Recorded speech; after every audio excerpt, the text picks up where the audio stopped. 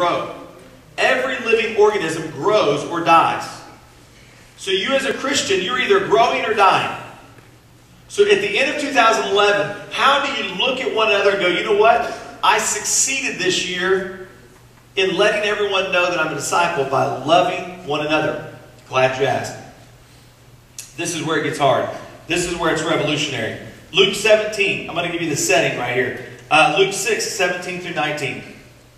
Jesus is teaching. He's got his disciples. He's got a bunch of people. He says, he went down with him and stood on the level place. A large crowd of his disciples were there, and a great number of people from all over Judea, from Jerusalem, from the coast of Tyre and Sidon, who had come to hear him and to be healed of their diseases. Those troubled by evil spirits were cured. The people all tried to touch him because power was coming from him and healing them all. Here's the setting. Jesus has got not only his disciples, but he's got a ton of people swarming him, wanting just to even touch him from the power that he has. He was teaching them, healing them, feeding them, loving them. Okay? And this is what he says to them. He talks about what they need to do, but then this is what he says in verse 27. He says, I tell those of you who hear me, even Jesus the Messiah had an audience like this, where some were listening and some were tuned out. Some heard, some never heard a word he said. Some were so attentive, just chewing on every word that he said. This was Jesus, y'all. It wasn't me. It wasn't some pastor. It wasn't some teacher. It wasn't some youth. It was Jesus, and people didn't listen to him.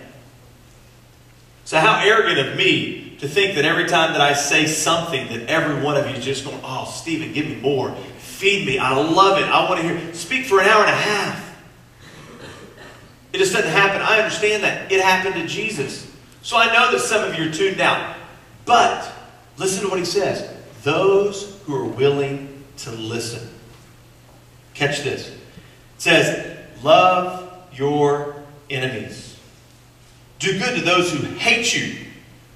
Bless those who curse you. Pray for those who mistreat you. That is revolutionary. That will rock your world. You want to know how to tell everybody in your biology class that you're a Christian? You do those 4 things. Love your enemies. And that's tough. That is hard. Okay? What's the second thing? Do good to those who hate you. And that's tough. Bless those who curse you. Which means give your approval and love them and say encouraging words as they are cussing you. You going, Stephen, you blankety, blankety, blank. You go, God bless you. I hope you have a wonderful day. That person in line is just giving it to you. You've got 16 items. You're in the 15-item line. The person behind you is counting. Sorry, I thought the 2 packages were one. Have a wonderful day. Smile. And then the last thing is pray for those who mistreat you. Guys, do you want everyone to know that you're a Christian? Love your enemies. Bless those who curse you. Treat well those who are mistreating you. And pray for those who are just flat out doing you wrong. This is Christianity. And then Jesus says this. It makes so much sense. I love it. I love this. In 32 it says, if you love those who love you, what credit is that to you? Even sinners love those who love them. And if you do good to those who do good to you, what credit is it? For even sinners do that. Here's a newsflash, guys. If he's nice to me and I'm nice to him back, and she's mean to me and I'm mean to her back, she's nice to me and I'm nice to her back, how am I different than the world? How is he going to know that I'm a Christian? Because I'm acting like every other pagan in the hall. I'm acting like every other sinner who's never heard the name of Jesus Christ and never been loved with an unconditional love. This is what Jesus says. Here's a new command. Love one another as I have loved you. You go, Stephen, man, you don't know what kind of a jerk the guy that sits next to me in English is. Man, you don't know how she talked behind my back and stabbed me multiple times with the sharpest tongue ever. Man, Stephen, you don't know. That guy did me wrong in that relationship. He lied to me. He was unfaithful. He was deceptive. How can I love him? Jesus says, with the same love that I loved you with. Here's a newsflash. The people that Jesus laid down and placed his hand on that cross, and they drove it into his hand, Jesus loved them. Man, we think we have enemies. We think we have people who don't like us. We think we have people who mistreat us. We think we have people who are really, really mean and ugly to us. Think about Christ, who came and did nothing but help people. Nothing but pour life into people. And what did they do to him? They gambled for his clothes. They lied about him to his face. They yelled, "Crucify!" When Pilate said, hey, shouldn't we let this guy go because he's not done anything wrong, really? He's innocent. And instead of saying, yeah, you're right, Pilate, good call, they yelled as a mob, "Crucify, kill him." Man, we think that person that used to be our friend and is now stabbed us in the back and is a jerk or whatever, there's other words we could use, aren't appropriate. We think that person's tough to love. But he says, you know what? If you're mean to them because they're mean to you, you're just like the pagan. You're just like that student that's never heard and experienced the love of Jesus Christ. And I will tell you this. This works.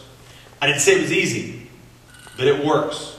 When you love your enemies, when you talk nicely about the person who is trash talking you, when you build up the person who has torn you down, people will notice that you're different. They will say something about that guy, something about that girl is totally different. Why would you be nice to that person? She is a witch to you. Because they'll know you're a Christian if you love your enemies. If you treat those who are nice to you. I was teaching my first year of sophomore English. Okay? That's why I said nicely instead of nice, because it was proper English. I was teaching, and there was a girl in my class. It was her goal in life. Her name was Monica. I won't give you the last name because it could be your aunt or something. I don't know. It was her goal in life to make my life miserable. Guaranteed. I knew. For the first 3 months of teaching, I was young. I was teaching. I thought, man, I'm going to change the world. I'm going to make every one of these students write just perfect on all their tests, and they're going to get 4s, and they're going to understand. Look, they're going to love Shakespeare. I'm going to do it. And then along came Monica, and she was evil. Okay, I don't mean she was a bad student. I mean she was evil.